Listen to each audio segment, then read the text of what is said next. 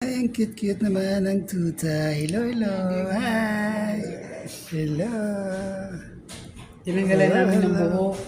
Ayan, Kasi bagong nung gupit nagkasuka pala siya, siya. kinagat na ng husky. Para nag-ano yung sugat, kaya tinanggalan namin para makikita kaagad. Eh di ba pagka makabalong-balong di mo makita. Busy ko lang po. Busy ko ng pet. Ayan ang may-ari ng Dugi. Ayan. Ayan. Ayan ang may-ari. Ayan siya. Ayan ang friend ko na Donya. Meron na siya sa YouTube. Diba? Grabe, alala ko, hindi marunong mag-vlog. Ayan guys, ang aking mga friends dito sa Parola. Ayan. Diba? Cute. Choco! Si Choco. Choco, stop ah!